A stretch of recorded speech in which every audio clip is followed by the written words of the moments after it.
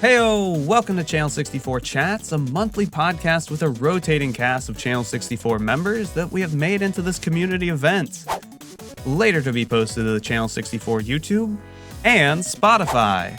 For anyone listening, this was recorded live in the Ch64 community Discord, so if you want to hang out with us in the chat and ask questions, make sure you follow that link below to join us.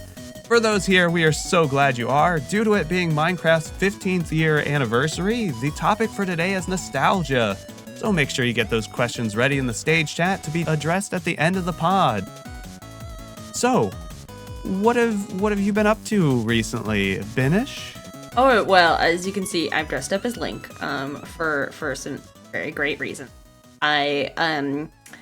I spent the past several weeks getting about 7,000 pieces of concrete, and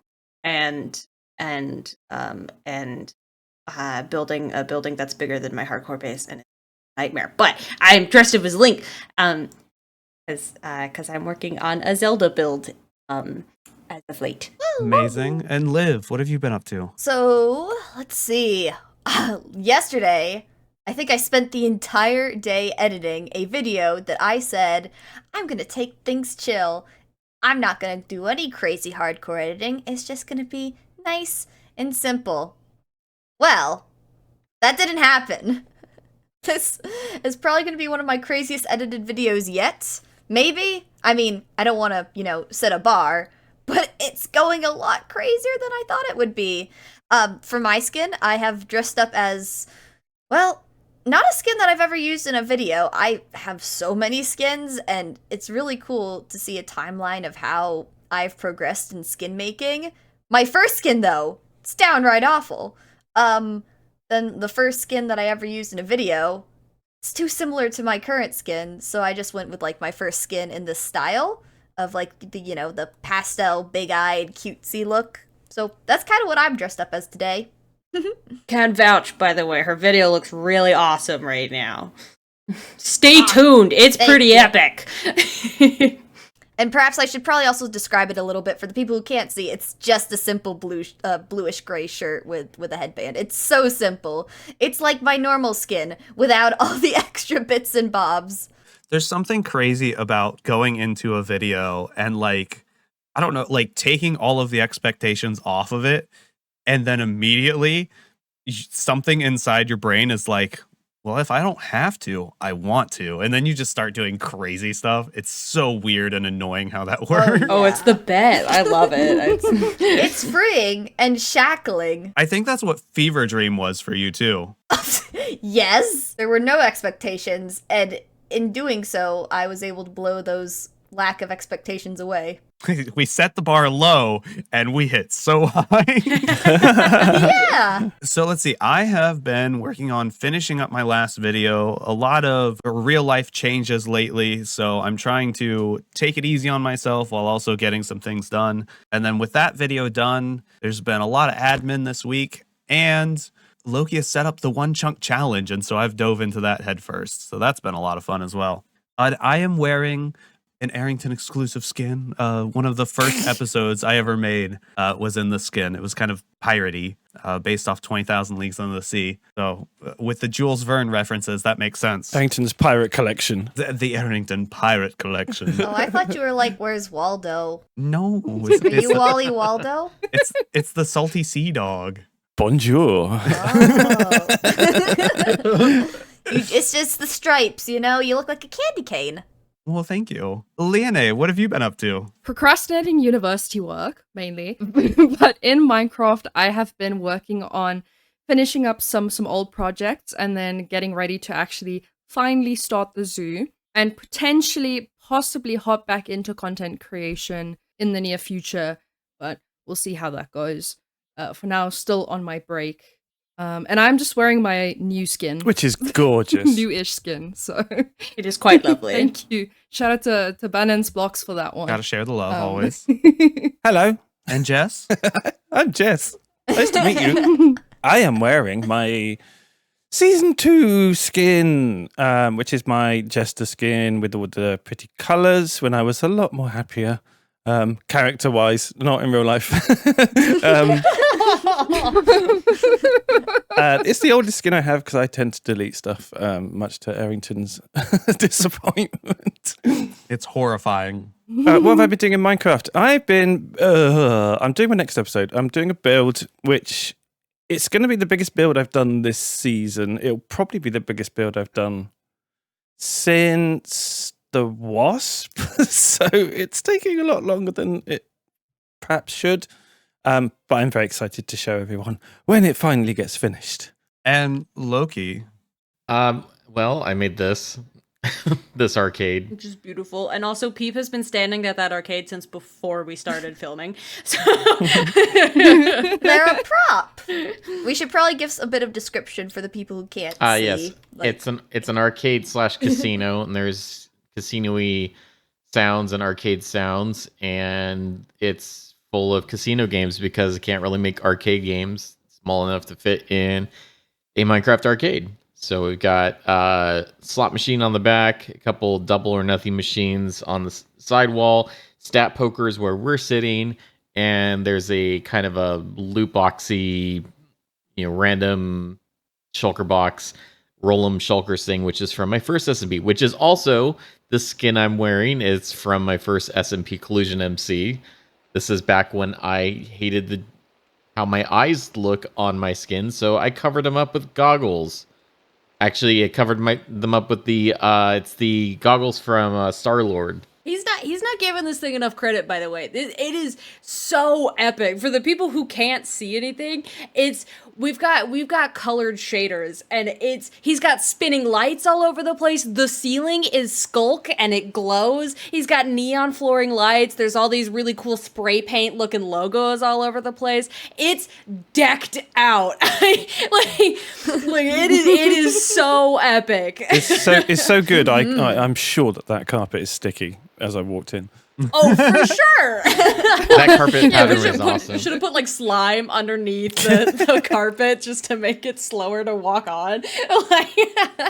You're going to have to go see Loki's specific episode for a lot of that too, because even I don't have the colored shaders on. There's so much to see. It's amazing. There's at least 4 music disc players in this build that are all playing at the same time. But tell us, Loki, how did you get here from where you started? Tell us about when you started playing Minecraft. Take us on your journey, the nostalgia trip. Oh man, so first when I heard about Minecraft, I didn't really get it, as far as what's the point of the game and that type of stuff. It wasn't until I think later on when the Xbox 360 version came out that I really kind of dived into it with some of my friends. I remember when it first came out, we all got into kind of a multiplayer, hosted server thing, and we were just trying to survive on the beach, and it was so chaotic, and just kind of rushing to get some semblance of a shelter down, and then exploring. Back then, it was, the maps were very small,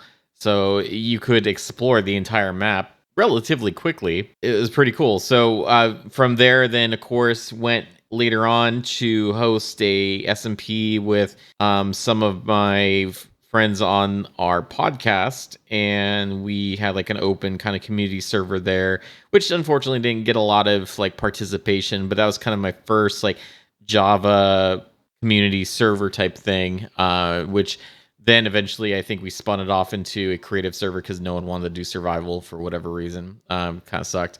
But that was, to give you a context of time there, that was about right around the 1.6 update, the horse update, because I remember horses were just added to the game at that point. So that was actually featured in my season 2 finale. That was that last world I flew through with there was a giant claptrap, which I did not make. That was someone else on the server. But the giant claptrap and the giant Emerald City, and there was a castle that flew under a bridge, and the castle is mine, but everything else, of course, is our other community members that did that. But you can go check that out in the season 2 finale of my series. So in other words, the nostalgia trip is not new for you. This is something we've been doing For a long time, yeah. and honestly something we fall back on in chats a lot. Not chats, but in regular voice calls and such.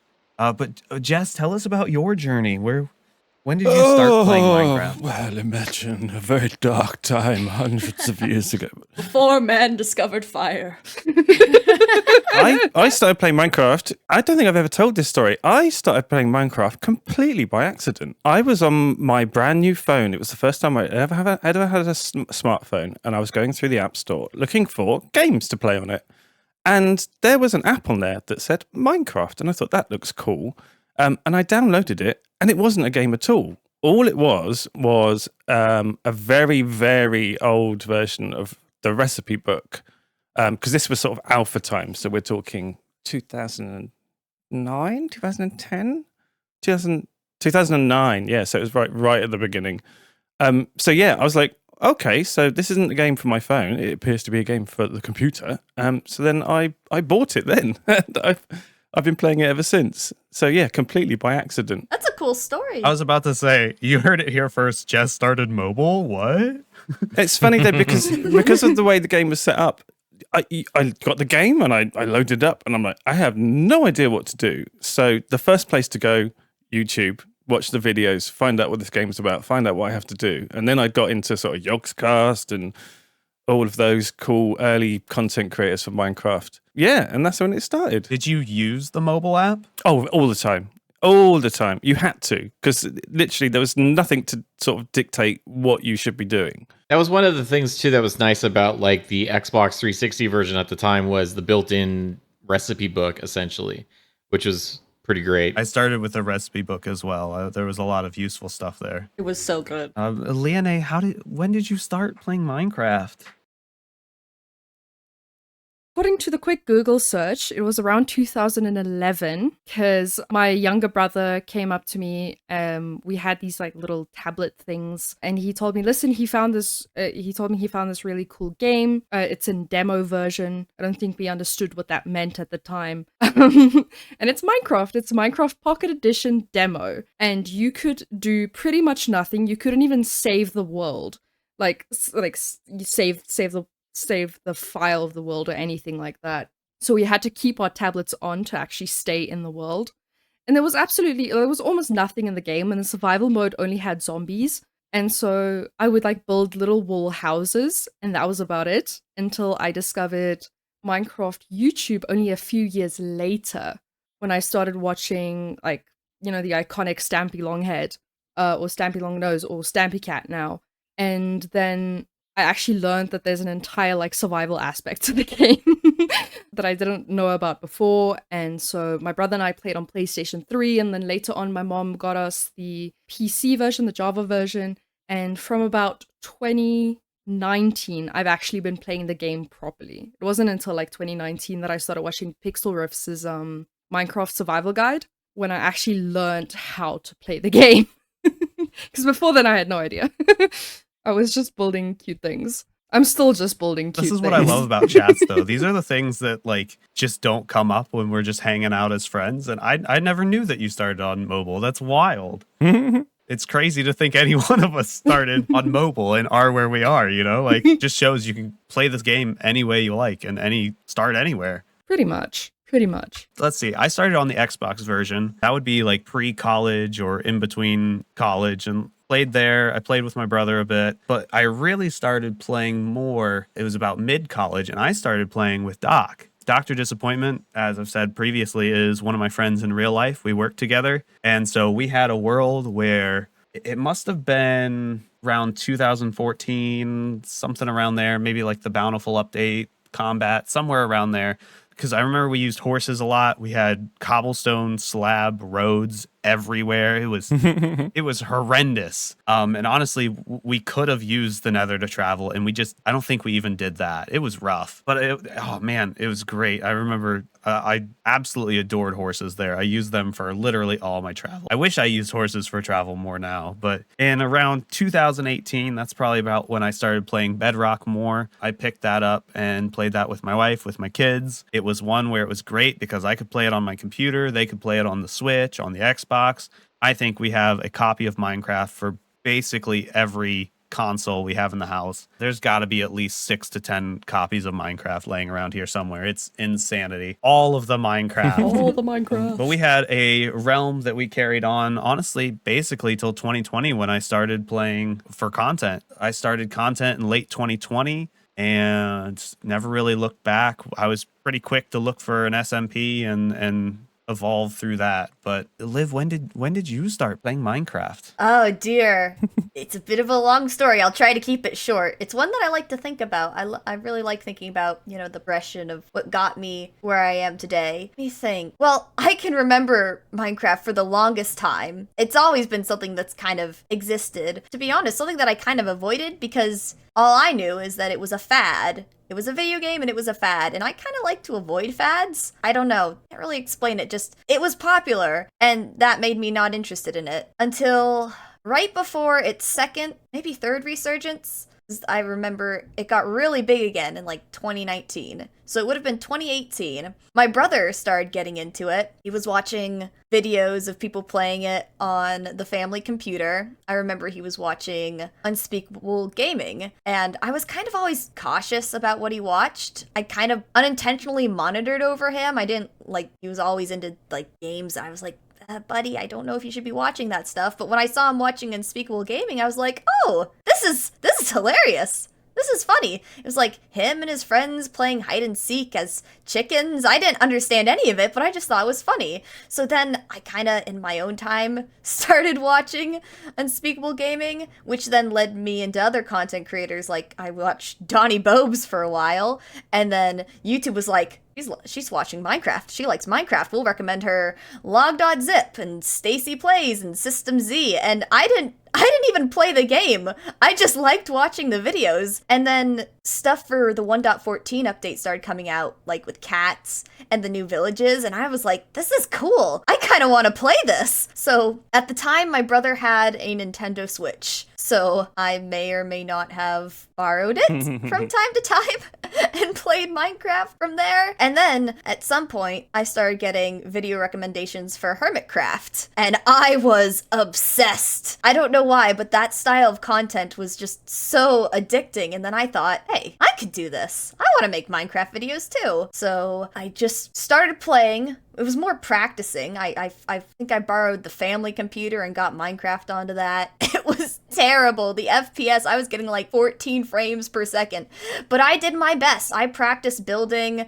I started practicing using a mic, practicing with OBS. It never really went anywhere until Good Times with Scar advertised his patron server, Scar World. And I was like, a Minecraft server? I don't want to try that out. And I asked my mom, should I play on this? And I thought she was going to be like, no, video games, it's dangerous. But she was like, yeah, you should do that. That sounds like fun. I was like, oh my gosh.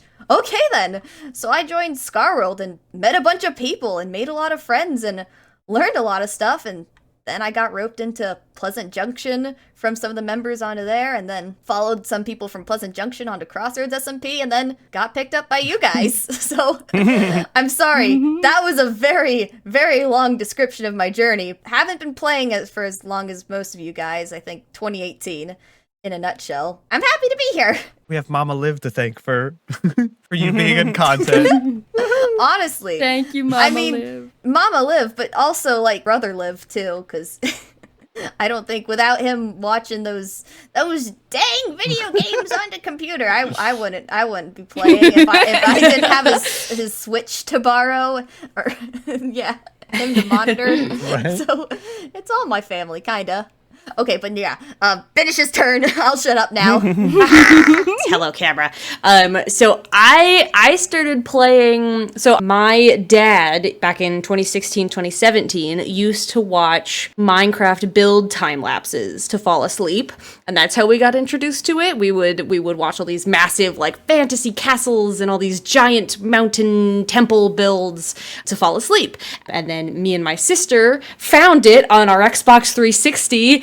but we weren't allowed to buy it yet because we didn't know if we actually wanted it. So we spent several weeks playing the demo in 20-minute increments because the demo only lasted 20 minutes. Once the 20 minutes were up, the whole thing was deleted. And it was the old demo world with the fireworks that would go off as you walked through the tunnel, and we would play it for as long as we could, and then we would take turns and go back and forth. But then my parents finally folded and got us Minecraft. I didn't start playing it myself on any sort of computer until 2018 or 2019. My dad used to dig in vortexes, like in circles, just in straight circles, devouring the world for hours on end when we couldn't sleep. So we would go out and dig vortexes.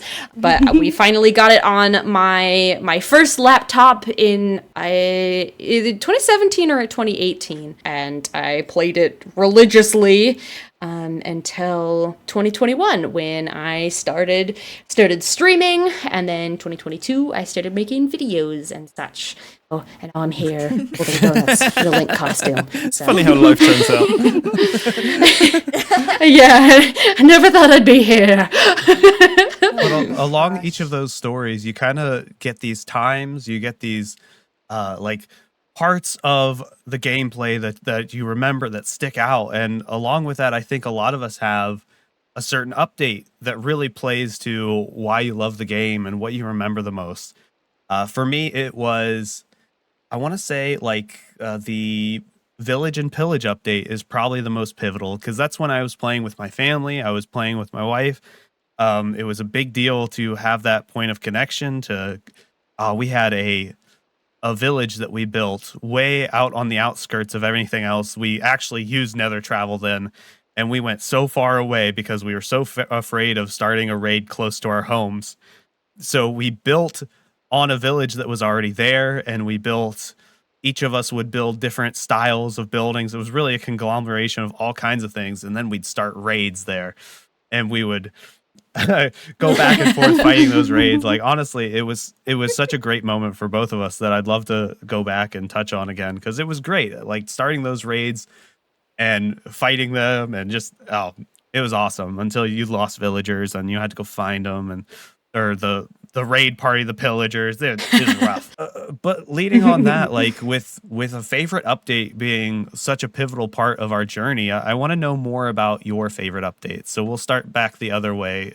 Liane, what's your favorite Minecraft update? Well, I think my favorite overall was Caves and Cliffs Part 2, but the one that was like pivotal for me, that changed the game for me, was 1.13, the aquatic update. I've always been obsessed with the ocean and with marine life, and I wanted to become a marine biologist for the longest time. So when they were adding dolphins and turtles, I got very excited, and I just told my brother, listen, we need to play Minecraft. We need to play as much Minecraft as possible, because I want to spend time with the dolphins and the turtles.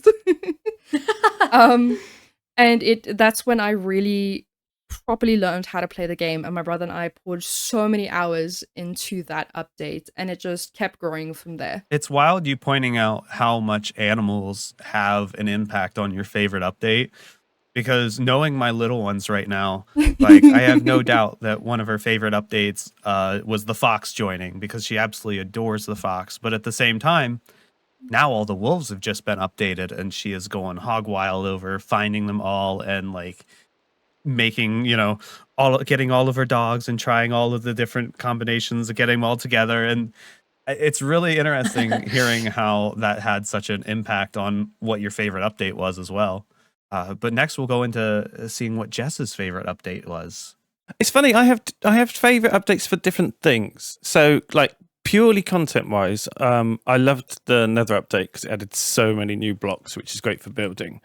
I loved the first, like, version 1, because then it became a real game, and that was like a really big moment.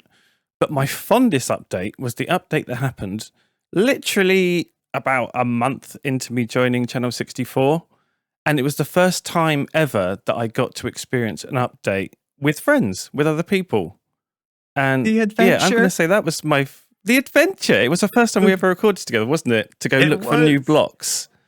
And yeah, absolutely, that was my 100% emotionally best update. I'm gonna say this still goes under nostalgia because I have so much nostalgia for going on an adventure with Jess and not knowing him, not knowing the sounds he makes, climbing up a cliff, I had gas, all right. just jumping off a cliff, and he goes, "Whoa!" Because It was so much fun. well, at the time, I'm just meeting you. I had no clue if that was a goofy thing for content, and now I just know that's you. That's just the sounds. That's just Jester sounds. These are the We fell into the roles of so justice. easily of I'm the idiot and you're my carer. It And was that sort of great. It was just solidified straight away in the first time we ever recorded together. But we've probably already talked about this. It's still wild going back to, though, like knowing what we know now and looking at all the bits that we just left on the cut. Like we just dropped them. Like there's an attempted bit for conversation or a joke, and the other person just drops it flat. It's really awkward and hilarious. So what that update would have been Caves and Cliffs Part 1, wasn't it? Yes, because Moss, that was fantastic. Moss Deep Slate. Come on. Oh, yeah. And Loki, what was your favorite update? I think it was probably the Nether update for sure, because it just really changed how the entire Nether was structured and made it a whole lot more interesting to go to the Nether. Because before it's just like, oh, this is just a place I go to travel to another part in the overworld, and it's kind of boring here. But then it added a bunch of stuff and a bunch of things you can actually go explore, new structures and new enemies, and I think that was really fun. So the Nether for me was such a, like, it was the first Minecraft overhaul that I was a part of that I saw, and I was like, this is so much, it doesn't feel like Minecraft, and I was that guy. And and ever since, though, I've realized how much you really blend into those things and get used to them until it's just such a pivotal part of your experience. It's wild. But from there, we'll go, Liv, what was your favorite update and how does it impact your journey? Ooh. Well, I'd have to say, gotta be 1.14, because I don't know if I said this specifically, but I started in 1.13, technically, and I got to see bits of the update, like, be announced. That's how I was introduced to Minecraft, was, like, certain update videos. Like I mentioned, like, Stacy Plays, Log.zip, System Z. They were all doing Minecraft update videos. Like those were the people who were like reviewing the snapshots and showing off like the cats and the new villages and the mob vote stuff and speculating and showing all these things that at the time I kind of thought they were legit. Some people were like doing like speculation showcases. Like I believe System Z, he like adds stuff to the game that aren't actually in the game, but it's just like, what if this was added in here? So it was like meerkats. I thought the meerkats were actually in the game for a bit, but no, it was just a what if they were in the game sort of thing. So seeing all the possibilities, all the things, seeing Stacy go around and look through the villagers and finding the cats. I don't know why, but I just thought that was so cool. And then seeing all the hermits update to 1.14 on Hermitcraft. Seeing them play together as a community and experience it all, it just got me yearning for something. Like, I wanted to do that too. And now I do. Like Jess said, now we can experience that with a server of our own and with people. It's really fun. Like on Crossroads, I can recall going, oh, what was it, 1.19? When did we add sherds? When did those get added? 120. 120. Time is timing. I remember us going around with our brushes and looking for stuff and how fun that was. Yeah, I'd say 1.14. Finding all the stuff. That was that update had so much. Like you mentioned foxes, we got pandas, we got new villagers, we got cats, we got new blocks, we got like updated textures, we got so many stuff. And that was how I was introduced. All this crazy cool stuff. But then seeing all those crazy cool stuff and seeing how other members can use it is wild. It's such an opportunity to realize things in a way that you didn't see them before. Was that the update they changed all the textures when Jappa started doing them? Because yeah, that was. I'm pretty sure it was felt so. 1.13 or 1.14. They made the emerald boring. But they fixed moss Still mad about so that. much. Moss? the mossy cobble. Oh yeah. Oh, Oh. yeah. Mm-hmm. It was nasty before. Mossy cobble was rough. Oh, I love the new textures. I think Obsidian I'd liked before, but apart from that, I mean, you go to the Nether and see Netherrack what it, like it is was Oh. before, and it just hurts your eyes. It's horrible. Oh, yeah. Don't miss that. That's Right. It was really like a point in time where things were changing. It was like right before like I said, the second or third resurgence in 2019. The game was shifting from really being like an indie game to being something big. And I know we usually talk about that kind of in a negative way, like, you know, more corporate, but it's also shinier and sparklier and kind of prettier. It was definitely going into a new chapter of its life. Taking all of that nostalgia and like looking at it on a grand scale, like laying it all out really points out, because there are a lot of times where a new update comes out and you're so critical and we're so ingrained in the culture now that like this doesn't feel right, that doesn't feel right. But it will. It will, yeah. You know, like looking at it from this grand scheme of everything, like I said, I was very hesitant about the Nether. I was like, that is so different. No, I can't do that. But wow, it's like, can you imagine without it now? Can you imagine with the old Netherrack? Like, Oh, it'd geez. be horrifying. Jappa did an amazing job on the textures. He got so much stick as well. I don't know if anyone's ever tried to make a resource pack, but it is hard. And the fact that he did that single-handedly, redid every single texture in the game is insane. I was gonna say you don't have to imagine what the Nether would be like. Just put the dev textures on. Programmer textures, yeah. Oh, my eyes. And then Binish, tell us about your favorite update. So I have two. I have two favorite updates. My first favorite update is the ocean update, because I very distinctly remember Aphmau was in the middle of season 5 of Maestri, and she just joined what was like the Catalyst for Empires SMP. I don't remember the name, but it was like an SMP that was all ocean themed, and she lived on lily pads, and that was like, I don't know why I remember that so clearly, but that's a moment for me. And the more genuine update that's my favorite is the bee update, because that, I don't remember what update it was specifically, when I was in the middle of streaming and they had just added in all the bees, and I went to go I went to go hunt down bees on my stream, and I remember it was one of the first streams that I felt like really comfortable like with streaming and with talking to sort of no one, and it was very nice, and it was sort of the stream that let me meet a bunch of my bunch of the people that started my content career. So I very distinctly remember the bees being a big part of getting started. It also gave me Beanish, who was very beloved and is now immortalized in my hardcore world.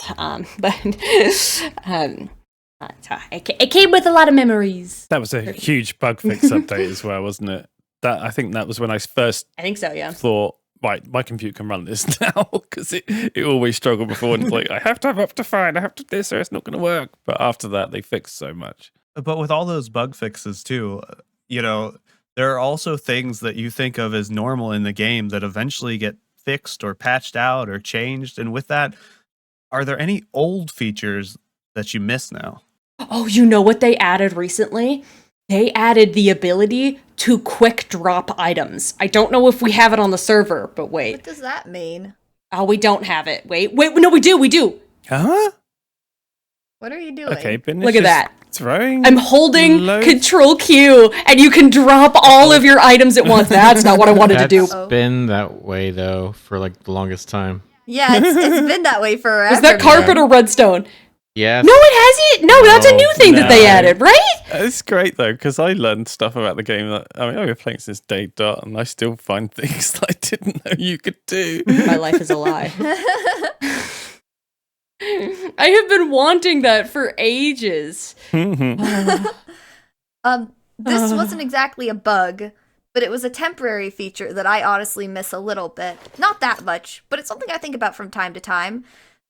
In Caves and Cliffs Part 1, the spawning for axolotls and glow squid were very different because the lush caves weren't added. So instead of the spawning in lush caves that didn't exist, they'd spawn at like a certain Y level in like darkness in water. Actually, I don't even know if a Y level was a part. Yeah, it was below ocean level in water, in the complete darkness. Yes. So on like They were everywhere. yeah, and on 2 different servers, I can recall making farms for them, and can't do that anymore. It was like a kind of a temporary feature. Yeah, at least you can't do it in the traditional sense. You have to kind of make them in a lush cave. I do remember that. I did kind of like that in the like where they spawned in the dark. Yeah, I mean it makes more sense now, but Yeah, I missed being able to randomly find axolotls in random water streams, just all over. They're everywhere. They were everywhere. They would just. Ocean ravines were great. Oh yeah, those are nice. I mean, they still do that now. Some of it, like I've got my ocean that's in my theme park, which technically is a pond or lake or something, has a lush cave in it, and so they spawn in the ravines in there because it's intersecting with the lush cave. We need a new dangerous mob in the ocean ravines. That would be an awesome place for them. Not too invasive, but also there.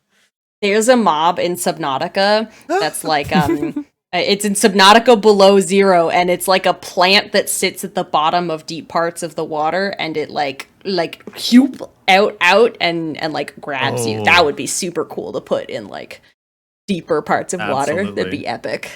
Well, we could have had one of those, but instead we decided to get flying bats in the game.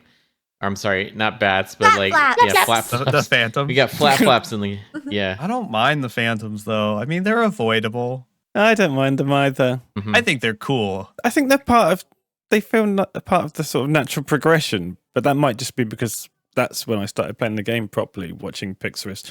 Okay, so you get your stuff, and then you get your phantoms, and you get your slow falling potions, all ready to get you ready for the dragon. So it just felt That's very true. natural to me. I like the target practice. I think they're probably the funnest thing to shoot with arrows in the game.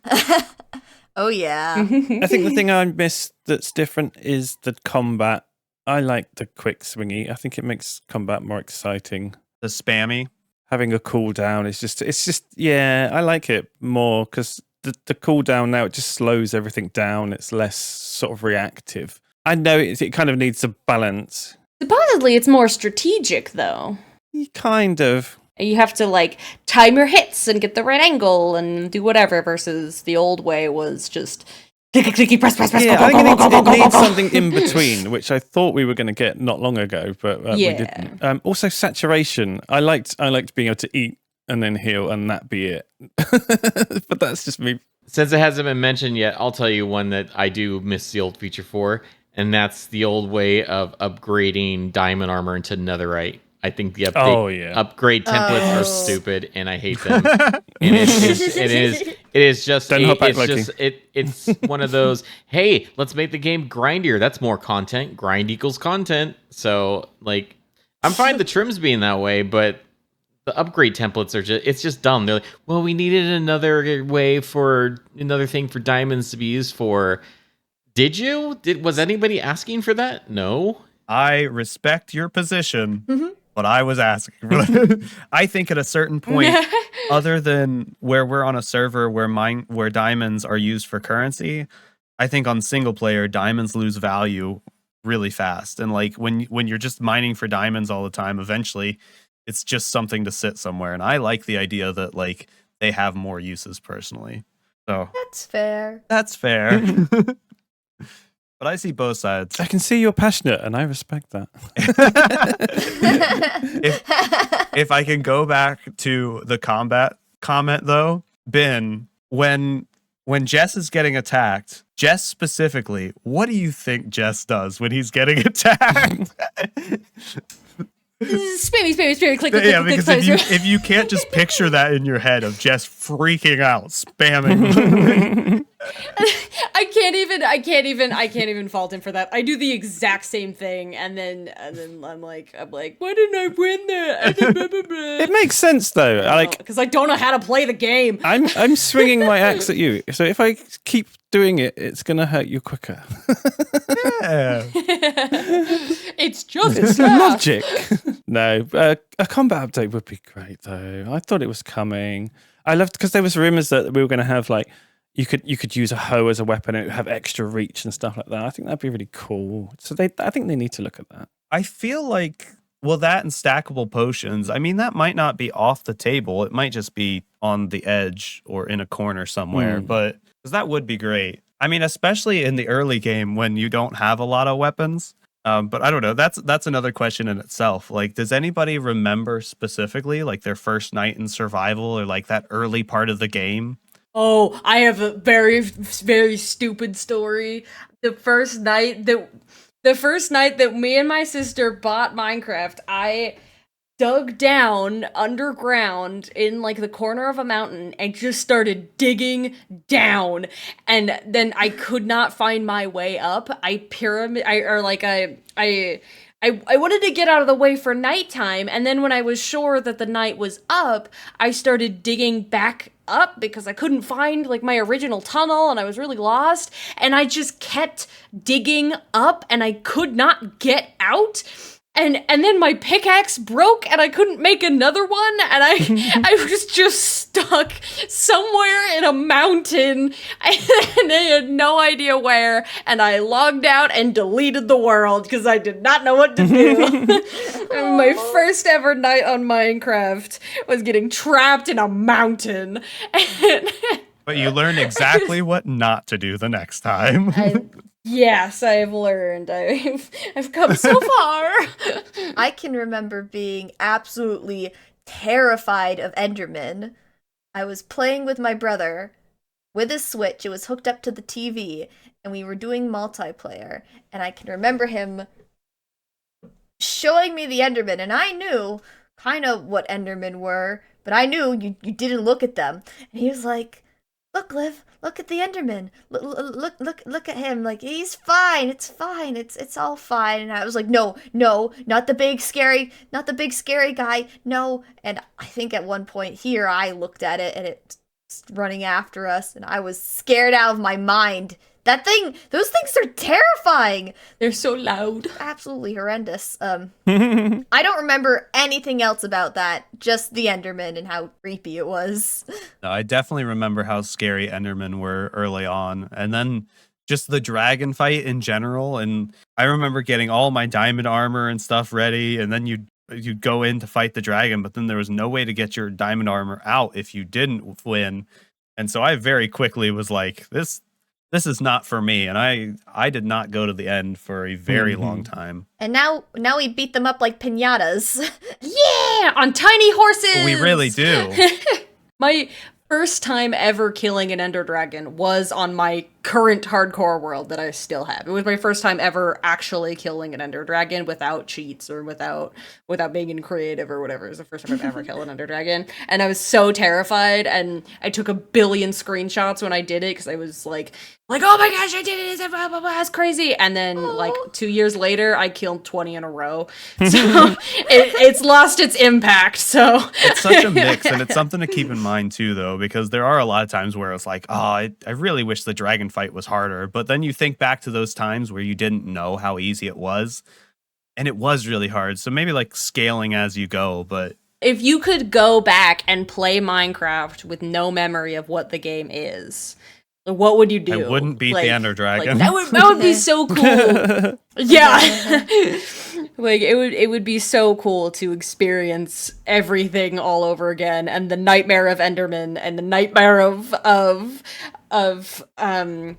phantoms and being terrified of the Ender Dragon, and like the first time you ever get into mod, it's like, oh my gosh, this world has expanded, and learning all the different things all over again would be so cool. I wonder, though, if you can do that in this day and age. Like, say you had your mind wiped today of everything Minecraft, and then you started playing. It would be a totally different experience for sure. than 5-10 years ago, because of the way the internet's expand, the culture, and all the SMPs that are out there, the resources.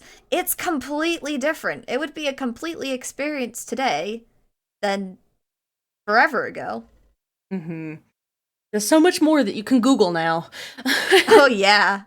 I remember when I didn't know how to do redstone until I went down to one of those ancient cities. Thank goodness they had that there, because before that, redstone was just a complete mystery to me. Yeah, what would we ever do without those? Was that sarcasm? Or did you actually discover redstone that way? No, I obviously No. discovered it through the ancient city. I mean, Says one of our oldest players. Can you imagine walking into an ancient city, never played Minecraft before? What would your experience never playing Minecraft? Playing Minecraft your first ever day, logging onto Minecraft, and you stumble upon a warden. Like, that would be horrifying. I would never play again. I would never sleep again. I would be traumatized for life. That would be amazing. He's scary. Then Loki, tell us about your first night in Minecraft. oh, my first night in Minecraft, I think it was a lot of like pillaring up at night because, you don't have a shelter made yet. And so you have to just like, oh, I got to go up because everything's trying to attack me. I remember there was also one shelter that I built that I guess wasn't lit up enough. So I didn't know this would happen. But on the Xbox 360 version, I slept and then I got woken up by a skeleton standing over my bed. Oh, goodness. So like, I guess is because it was too dark in there. But yeah, it's usually very scary. And again, even now, like, you could only pillar up 3 nights before that's not going to work anymore either. Yeah, oh gosh. You just remember to put a roof over your head if you're gonna pillar up like that. Right? No, I was just thinking it's a shame actually that now, because it's one of the side effects of playing the game so much, is you miss that kind of fear now. It's become to the point where even when you're starting a new game, it's kind of like, yeah, you know what to do. You kill the sheep, you make the bed, you sleep through the night. But that first time, you had no idea. And it was like literally, it is getting dark and you can feel something's coming. And that feeling, you don't get that again, which is such a shame. But very much burying itself into the wall, and then you hear that sort of, and it's, what is that? That's what the first night used to be like. And it's a shame we can't have it anymore.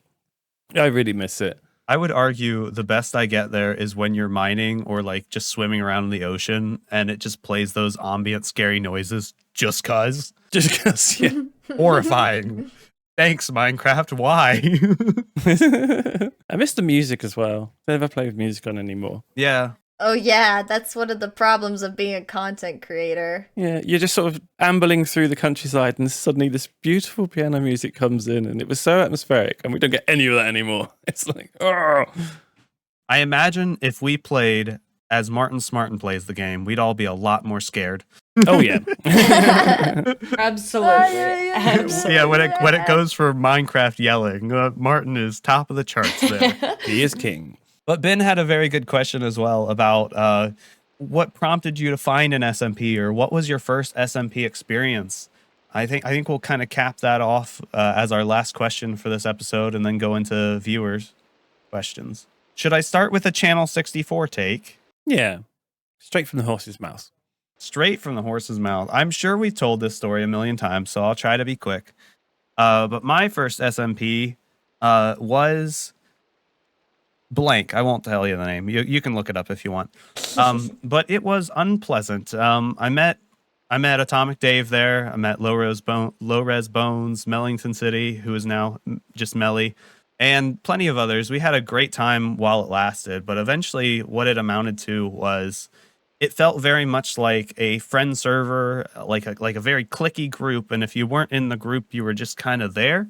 And so eventually things just kind of crumbled. They weren't really dealing with some of the internal issues or the rules, regulations, all of the things that makes Channel 64 what it is, came from that experience of, I don't know what is normal and what should be here and what shouldn't. And so by the time, one of the owners of the server who didn't play much came and leveled the desert next to me, I was like, I think when we start our own thing, we're going to make sure that these things can't happen.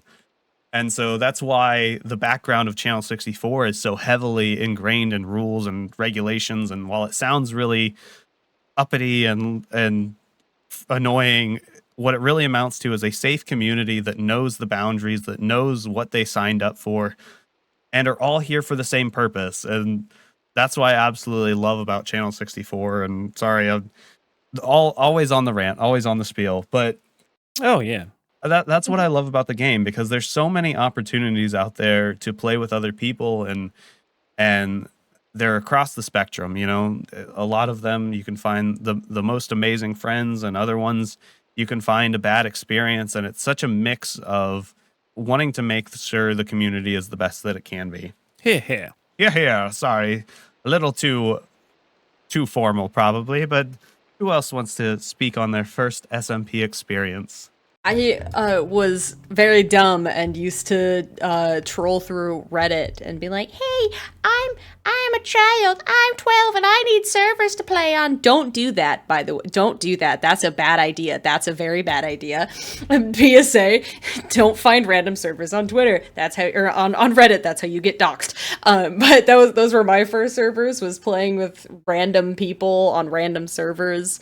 And sometimes I would drag my sister with me, and then I would play on Realms with my friends from school. But my first ever like real server was Arcadia, and they were like some of the best group that I had met at the time, and we had a pretty big server, and it was a lot of people, and we did a lot of fun games, and it was very much like a learning experience for me. It was perfect for me at where I was in my content. It was a really nice playground to figure out what I wanted out of content and how I wanted to do it, and the people that I wanted to surround myself with.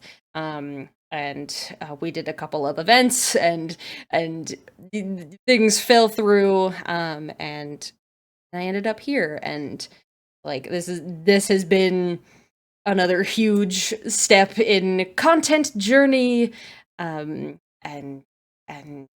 yeah, I think servers and SMPs in general have been a way that I've learned how I want to content, and how I should content, and how content does content.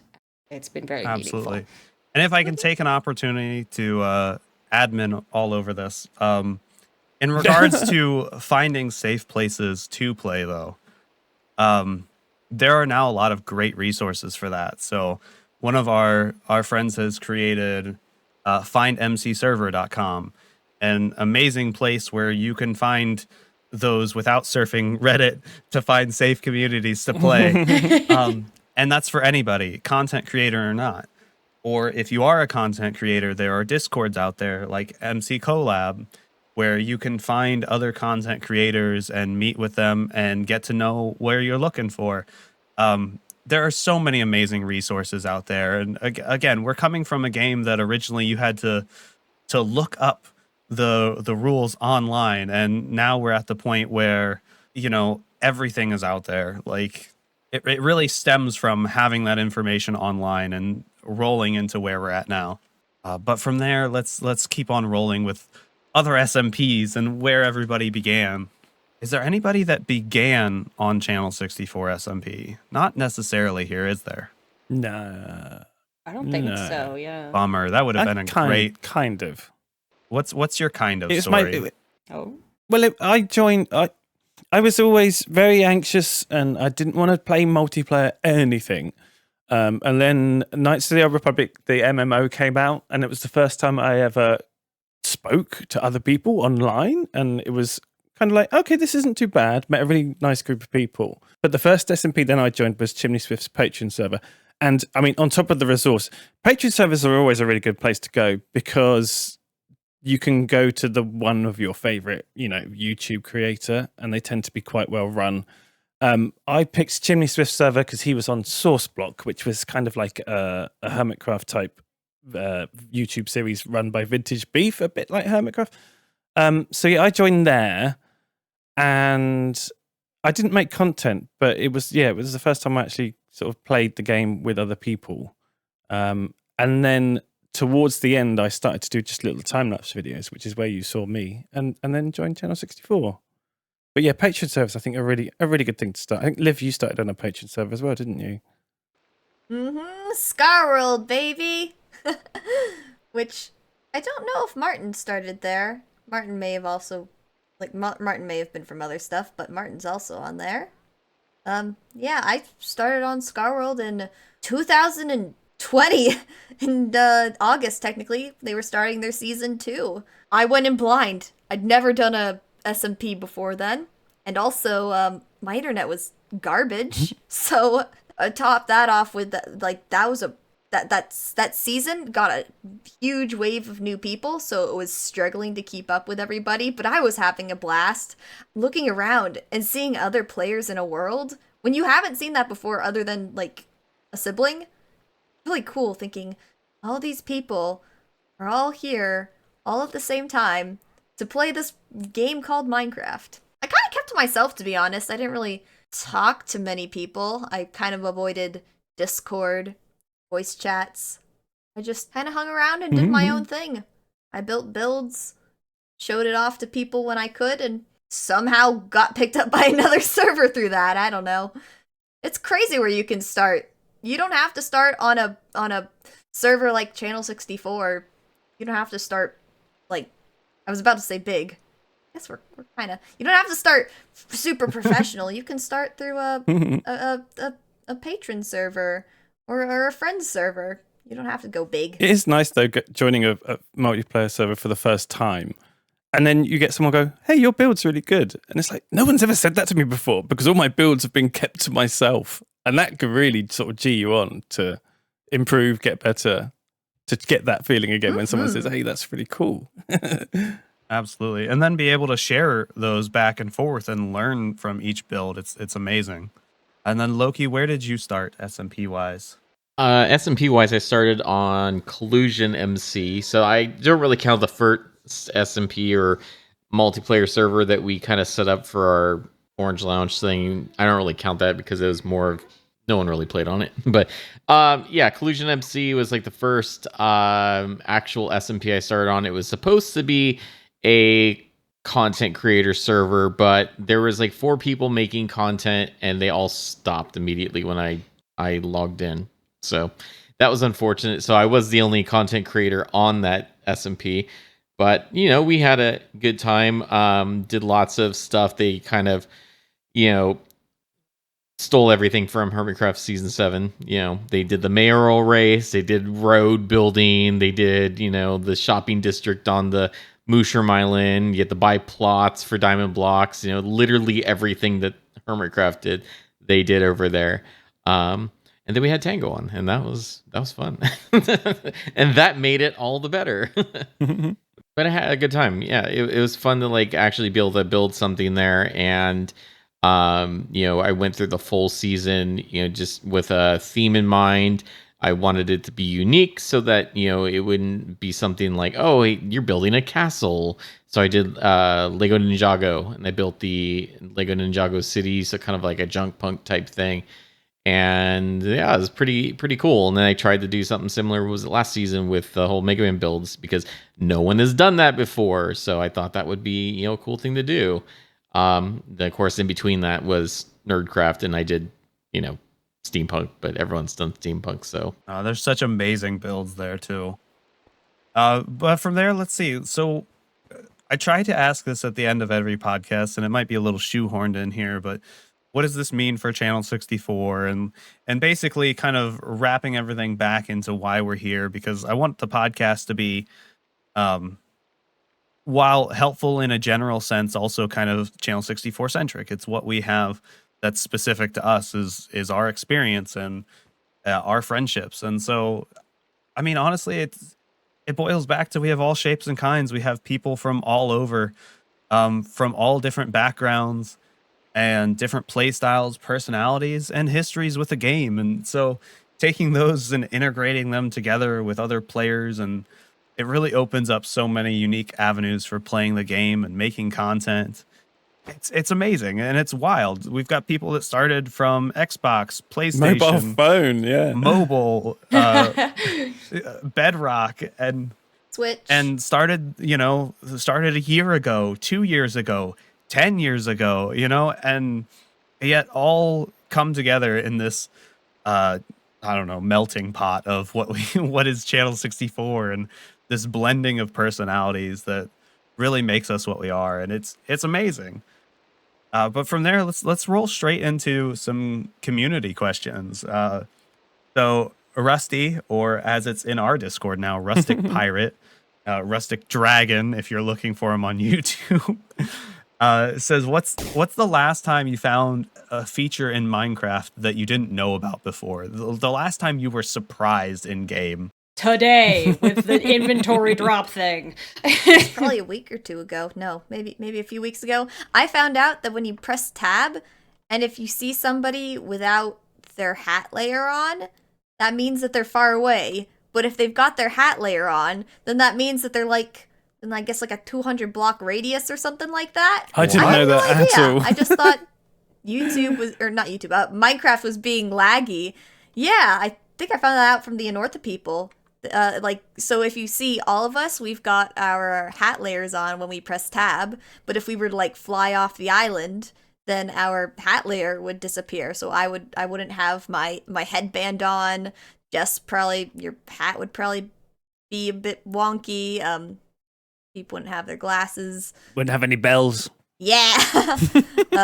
Arrington would be fringeless. He would no. never. Yeah, I had no idea about that until like a few weeks ago. I would never. I did not know that was a thing, so I just learned that now. So Very good for spying. It's very good. I just assumed the game was glitching out. I'm just shook. I don't even know how to podcast anymore. So then Jelmu asks, what is your most nostalgic build that you've built? I can run with this one because I just recently rebuilt it on a special side project coming out from Binish at some point, because I rebuilt my first starter base on my first SMP, and you will see it again soon in some kind of weird flashback editing thing. So that's all I can say about that. I'm going to say fish. It has to be the fish. Because it was the first time I built something. The baby. The baby. The baby. I just assumed it was a vehicle or like a big building that looked like a fish. And then suddenly people started saying that it was an organic. And I was like, oh, I guess maybe it is. So yeah, that's kind of my first organic. But I didn't know it was an organic when I was building it.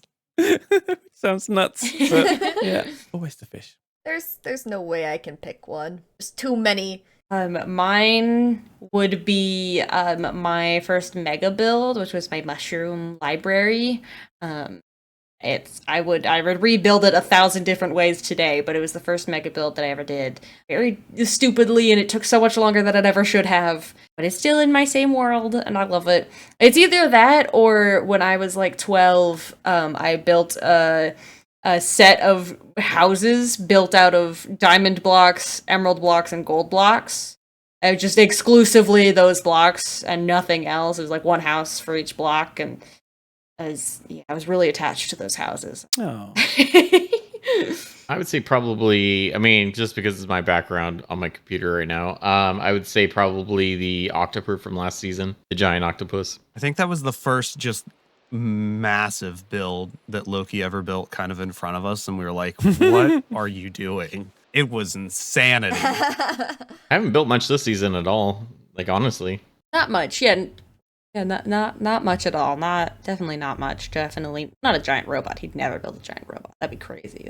As a starter base, that'd be Yeah, crazy. I mean, who would do that? Definitely Loki. Loki's known for like living out of a shulker box. And I mean, building something that huge, like, first of all, I can't imagine doing it, let alone doing it without burnout. So Mr. Manatee asks, has there ever been a time, though, that you were burned out, you stopped playing, and what feature made you come back? I've never been burnt out. I've had moments where I'll be like, I'm not going to play for a day, and then I come back the next day. Oh, sweet summer child. I know, right? I don't know how I haven't broken yet. The jealousy is real. What about you, Jess? I don't think it was burnout, but there was a huge gap between version 1 coming out, and I wasn't playing like I play now. It was just sort of messing about and creative and stuff like that. And then I think I probably stopped playing because I had kids and everything, and then came back probably years later. And again, like Liv, it was Pixel Riffs. It's like, all right, okay, this game has completely changed now. I need to come back and learn it all. So literally binged the entirety of the Survivor Guide to get back into it. That's my biggest gap. I don't really get burnt out because my brain can't stop thinking.